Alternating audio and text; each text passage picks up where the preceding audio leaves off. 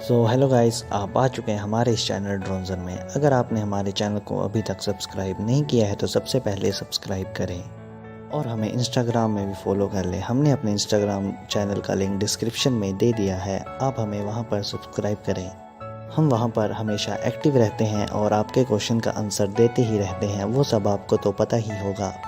और अगर आपने हमारी पिछली वीडियो नहीं देखी है तो सबसे पहले हमारी पिछली वीडियो देखें, वरना आपको यहाँ पर कुछ भी समझ नहीं आएगा। हमने अपनी पिछली वीडियो का लिंक डिस्क्रिप्शन में डाल दिया है, आप वहां जाके उस वीडियो को चेक कर सकते हैं। और आपका ज़्यादा टाइम वेस्ट ना करते हुए हम अपने इंट्रो के साथ वीडियो को स्टार्ट करते हैं। हेलो गाइस, हम चैप्टर नंबर 172 की स्टार्टिंग में देखते हैं कि शिनोज़ुगामा सैनमी बहुत ज़्यादा हैरान हो गए होते हैं। उन्होंने अपनी स्वॉर्ड को कस के पकड़ा होता है और वो बोलते हैं कि इस अपर मून 1 का अटैक बहुत ज़्यादा पावरफुल था। और वो नीचे देखते हैं कि उनकी 2 उंगलियां कट के नीचे भी गिर गई होती हैं। ये देख के शिनोज़ुगामा सैनमी सच में बहुत ज़्यादा हैरान हो गए होते हैं। फिर हिमाजिमा गयोमी शिनोज़ुगामा सैनमी को बोलते हैं कि शिनोज़ुगामा, क्या तुम ठीक हो?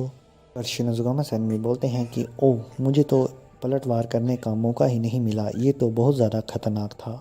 फिर शिनोज़ुगामा सैनमी अपने मन में सोचते हैं कि अगर हिमाजिमा गयोमी ने अपनी स्ट्रेटजी को चेंज नहीं किया तो मैंने अभी अपनी उंगलियां ही खोई हैं। मुझे लगता है कि उसके बाद मैं अपने दोनों हाथ और दोनों पैर भी खो दूंगा। मुझे तो बहुत ज़्यादा डर लग रहा है। हिमाजिमा गयोमी को अपनी स्ट्रेटजी चेंज करनी ही होगी। फिर शिनोज़ुगामा सैनमी बोलते हैं कि मुझे जितने ज़्यादा घाव लगेंगे मैं उतना ही सुस्त होता जाऊंगा। अब मैं हिमाजिमा गयोमी के लिए एक सिर का भारी बन गया हूँ, मैं इस लायक भी नहीं बचा हूँ। और मेरा रेयर ब्लड भी बहुत ज़्यादा कीमती है, मैं इसे ऐसे ही गवा दूंगा। और मेरा रेयर ब्लड इसके ऊपर काम कर रहा है, पर मुझे नहीं लगता कि ये पूरी तरह से काम कर रहा है। और ये जो मेरे सामने बड़ा मॉन्स्टर खड़ा है, ये अपनी स्वॉर्ड को और बड़ा कर चुका है और उसे बड़ी आसानी से स्विंग कर पा रहा है। और क्या मैं इसके नेक्स्ट अटैक को डॉज कर पाऊँगा? क्या मैं इसकी स्वॉर्ड के छोटे छोटे पीसेस कर पाऊँगा? ये मैं सचमुच नहीं कह सकता, पर मुझे करना ही होगा। गाइस, यहाँ पर शिनोज़ुगामा सैनमी बहुत ज़्यादा डर गए होते हैं। फिर हमें नेक्स्ट सीन में एक क्रो को दिखाया होता है जो कि सभी डीमन हंटर्स को बता रहा होता है कि कौन सा डीमन हंटर किस किस डीमन के साथ फाइट कर रहा है और उनकी लोकेशन वगैरह सब कुछ बता रहा होता है। फिर हमें नेक्स्ट सीन में किरिया ओबियोस्की को दिखाया होता है जो कि अपनी दोनों बहनों के साथ मिलकर सभी डीमन हंटर्स को लीड कर रहे होते हैं। उनकी छोटी बहन बोलती है कि किरिया सैन सुनो, क्या हम दूसरे पिलर्स को अपर मून 1 के पास भेज दें? यू सैन और तांजीरो वो दोनों वहाँ पर जा सकते हैं। ये सुन के किरिया ओबियोस्की उन्हें मना कर देते हैं और उनकी दोनों बहनें बहुत ज़्यादा हैरान हो जाती हैं। फिर किरिया ओबियोस्की बोलते हैं कि तांजीरो और गियू सैन को मुजान की तरफ जाने दो। और रही बात अपर मून 1 की, उसे सैनमी, हिमाजिमा गयोमी, गैन्या और मिचिरो टोकिटो मार देंगे, तुम उसकी चिंता मत करो। फिर हमें नेक्स्ट सीन में कोकोशिबू को दिखाया होता है जो कि अपनी बड़ी सी स्वॉर्ड को लेके खड़ा होता है। फिर Kokushibo breath of the moon 7th form misfortunate lunar mirror shine का यूज़ करता है और हिमाजिमा गयोमी और शिनोज़ुगामा सैनमी के ऊपर अटैक कर देता है। जैसे ही कोकोशिबू अटैक करता है, हिमाजिमा गयोमी और शिनोज़ुगामा सैनमी बहुत ज़्यादा डर जाते हैं। फिर हम नेक्स्ट सीन में देखते हैं कि कोकोशिबू उन दोनों से बहुत ज़्यादा दूर खड़ा होता है, फिर भी उसका अटैक उन दोनों के पास बहुत आसानी से पहुंच जाता है। ये देख के शिनोज़ुगामा सैनमी और हिमाजिमा गयोमी फिर से बहुत ज़्यादा हैरान हो जाते हैं। हिमाजिमा गयोमी बोलते हैं कि इसने फिर से हमारे ऊपर इतनी दूर से अटैक किया और इसने अपनी अटैकिंग रेंज भी बढ़ा ली है, इसने अपनी स्वॉर्ड को 2 गुना लंबा कर लिया है। पर मुझे उसकी स्पीड इतनी अच्छी नहीं लगी, वो बहुत ज़्यादा स्लो था। पर मुझे जल्द से जल्द कुछ करना ही होगा, वरना पता नहीं क्या हो जाएगा। फिर शिनोज़ुगामा सैनमी और हिमाजिमा गयोमी अभी पिछले अटैक से रिकवर नहीं हुए होते हैं। फिर Kokushibo breath of the moon 8th form यूरन ओनोबोर्स का यूज़ करता है और हिमाजिमा गयोमी और शिनोज़ुगामा सैनमी के ऊपर अटैक कर देता है। इस अटैक के कारण हिमाजिमा गयोमी के पैरों में थोड़े से कट लग जाते हैं, पर वो अपनी स्पीड को दिखा के वहाँ से रिकवर हो जाते हैं। उनकी मूवमेंट इतनी ज़्यादा फास्ट होती है कि वो वहाँ से बहुत आसानी से ही भाग जाते हैं। फिर शिनोज़ुगामा सैनमी बोलते हैं कि मैं उसके हेड के ऊपर एम नहीं कर पा रहा हूँ और मैं इसके ज़्यादा करीब भी नहीं जा पा रहा हूँ। वो अब बहुत ज़्यादा फास्ट हो गया है, मुझे अब कुछ न कुछ करना ही होगा। मैं सिर्फ अपनी स्वॉर्ड से उसके अटैक को डॉज ही कर पा रहा था, पर वो मैं पहले कर चुका हूँ, अब मुझे कुछ नया करना होगा। फिर हम देखते हैं कि Kokushibo breath of the moon 9th form descending moon phase का यूज़ करता है और फिर से अटैक कर देता है। गाइस यहाँ पर हम देखते हैं कि कोकोशिबू बिना कुछ देखे ही लगातार अटैक करे ही जा रहा होता है। हिमेजिमा गयोमी तो वहाँ से निकल जाते हैं, पर शिनोज़ुगामा सैनमी वहाँ से नहीं भाग पाते। शिनोज़ुगामा सैनमी की पूरी बॉडी के ऊपर कट्स लग जाते हैं और उनकी बॉडी से खून निकलने लगता है। ये देख के हिमेजिमा गयोमी बोलते हैं कि शिनोज़ुगामा वहाँ से भागो, पर शिनोज़ुगामा सैनमी बोलते हैं कि हिमेजिमा गयोमी आप मेरे बारे में भूल जाइए, आप अपना काम कीजिए। फिर Kokushibo breath of the moon 10th form piercing face slash माइमून का यूज़ करता है और फिर से हिमेजिमा गयोमी और शिनोज़ुगामा सैनमी के ऊपर अटैक कर देता है। फिर शिनोज़ुगामा सैनमी को लगता है कि वो वहाँ पर मरने वाले हैं, पर अचानक से वहाँ पर मिचिरो टोक्टो आ जाते हैं और शिनोज़ुगामा सैनमी को बहुत आसानी से बचा लेते हैं। फिर शिनोज़ुगामा सैनमी मिचिरो टोक्टो को बोलते हैं कि मिचिरो टोक्टो आपने मुझे बचा लिया, थैंक्स। फिर मिचिरो टोक्टो बोलते हैं कि मैं तुम्हें ऐसे ही नहीं मरने दूंगा, तुम अभी भी इसके साथ फाइट कर सकते हो क्योंकि अभी तुम्हारी दोनों बाजुएं सही सलामत है, तुम्हें फाइट करनी ही होगी वरना हम हार जाएंगे। फिर हमें नेक्स्ट सीन में गेन्या को दिखाया जाता है जो कि एक पिलर के पीछे छुप के उस फाइट को देख रहा होता है।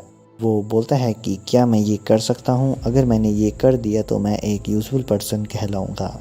अगर कोकोशिबू ने मुझे फिर से नोटिस कर दिया तो वो फिर से मेरे बॉडी पार्ट्स मुझसे अलग कर देगा, फिर मैं किसी भी लायक नहीं रहूँगा। गेन्या बोलता है कि बड़े भाई मैं आपको इतनी आसानी से नहीं मरने दूंगा, मैं आपकी बहुत मदद करूंगा, मुझसे जितने एफ़र्ट्स हो सकेंगे मैं उतने एफ़र्ट्स करूंगा।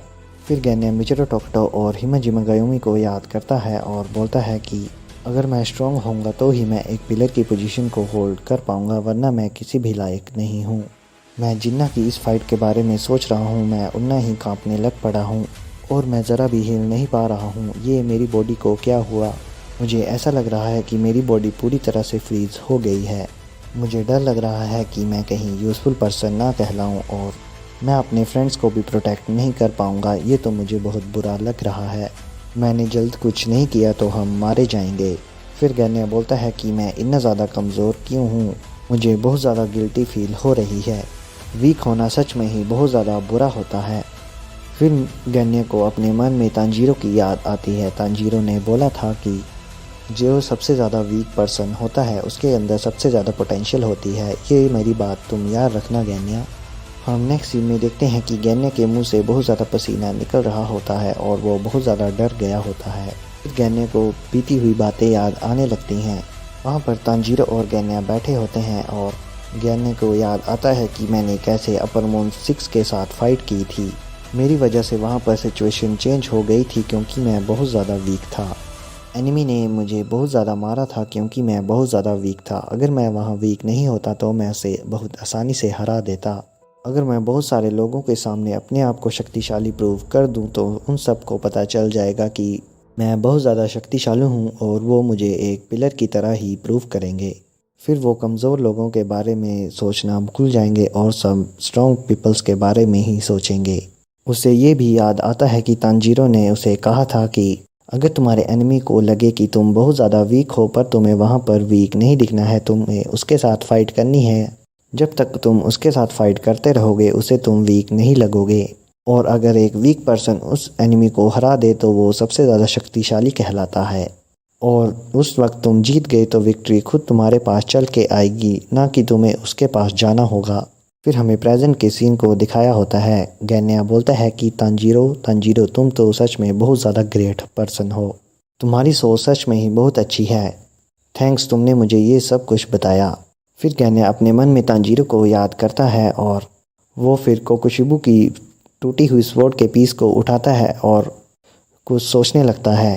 वो बोलता है कि मुझे करना ही होगा और मैं करके दिखाऊंगा क्योंकि अब मेरे पास कोई भी चांस नहीं है, मुझे सिर्फ अब जीत के बारे में ही सोचना है और मुझे अपने बड़े भाई को भी बचाना है। अब मैं उन्हें बचा के ही रहूँगा और मेरे सभी फ्रेंड्स भी खतरे में हैं, मुझे उन्हें भी बचाना है। फिर गेन्या कुछ भी नहीं सोचता है और उस स्वॉर्ड के कटे हुए टुकड़े को निगल जाता है। उसे निगलने में तो बहुत ज़्यादा प्रॉब्लम होती है पर फिर भी वो उसे आसानी से निगल जाता है। फिर वो जैसे ही उस स्वॉर्ड को निकलता है और अपने मुँह को अपने हाथों से बंद कर लेता है। फिर वो अपने मन में सोचता है कि मुझे किसी भी हाल में अपने फ्रेंड्स और भाई को बचाना है और मैंने इस बार ठान लिया है कि मैं जीत के ही रहूँगा, चाहे मुझे अपनी जान ही क्यों ना देनी पड़े पर मैं जीत के ही रहूँगा। और मुझे अपना ज़्यादा एटीट्यूड भी नहीं दिखाना है, मुझे नॉर्मल मूड में रहना है। और गाइस इसी के साथ ये चैप्टर ख़त्म होता है। मुझे आशा है कि आपको ये वीडियो पसंद आई होगी। अगर आपको ये वीडियो पसंद आई है तो हमारे चैनल को लाइक, शेयर और सब्सक्राइब ज़रूर करें और नोटिफिकेशन बेल को भी ऑन कर लें ताकि आप हमारी आने वाली वीडियो को सबसे पहले देख सकें।